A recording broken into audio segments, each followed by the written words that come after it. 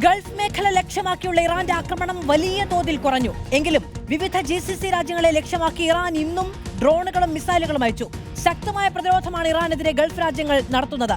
സംഘർഷാവസ്ഥയ്ക്ക് അയവ് വന്നതോടെ പ്രവാസികൾ ഉൾപ്പെടെയുള്ളവരും ആശ്വാസത്തിലാണ്. ഗൾഫ് രാജ്യങ്ങളിലെ സംഘർഷാവസ്ഥയ്ക്ക് വലിയ തോതിൽ അയവ് വന്നിട്ടുണ്ട്. എങ്കിലും GCC രാജ്യങ്ങളെ ലക്ഷ്യമിട്ടുള്ള ആക്രമണം തുടരുകയാണ് ഇറാൻ. ഖത്തറിന് നേരെ ഇന്ന് വീണ്ടും ആക്രമണമുണ്ടായി. US സൈനിക കേന്ദ്രം ലക്ഷ്യമാക്കിയായിരുന്നു പ്രധാനമായും ആക്രമണം. വലിയ സ്ഫോടന ശബ്ദം കേട്ടതായി പ്രവാസികൾ പറഞ്ഞു. സുരക്ഷാ നടപടികളുടെ ഭാഗമായി ദോഹയിലെ US എംബസിക്ക് സമീപമുള്ള താമസക്കാരെ മാറ്റിപ്പാർപ്പിച്ചു. സൗദി അറേബ്യയെ ലക്ഷ്യമാക്കിയും ഇറാന്റെ മിസൈലുകളും ഡ്രോണുകളും എത്തി. ആക്രമണത്തെ ശക്തമായി പ്രതിരോധിച്ചതായി സൗദി പ്രതിരോധ മന്ത്രാലയം അറിയിച്ചു. കുവൈത്ത് തീരത്തും ഇന്ന് ഇറാന്റെ ആക്രമണമുണ്ടായി. ഡ്രോണുകൾ തകർത്തപ്പോഴുണ്ടായ അവശിഷ്ടങ്ങൾ വീണത് സ്ഫോടനത്തിനും കാരണമായി. ബഹ്റൈനിലും US സൈനിക താവളം ലക്ഷ്യമാക്കി ഇറാൻ ഡ്രോണുകൾ അയച്ചു. എന്നാൽ സേനയുടെ പ്രതിരോധ സംവിധാനം അതിനെ ശക്തമായി ചെറുത്തു.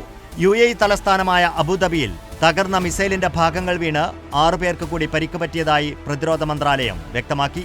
ഐക്കാർഡ് സിറ്റി 2-ലാണ് മിസൈൽ അവശിഷ്ടങ്ങൾ പതിച്ചത്. പാകിസ്ഥാൻ, നേപ്പാൾ സ്വദേശികൾക്കാണ് പരിക്കേറ്റതെന്നും പ്രതിരോധ മന്ത്രാലയം അറിയിച്ചു. സുരക്ഷാ നടപടികളുടെ ഭാഗമായി ദുബായ് ഗ്ലോബൽ വില്ലേജ് ഇന്നും പ്രവർത്തിക്കുന്നില്ല. മറ്റു വിനോദസഞ്ചാര മേഖലകളിൽ ഏർപ്പെടുത്തിയ നിയന്ത്രണങ്ങളും തുടരുകയാണ്. Reporter, middle east.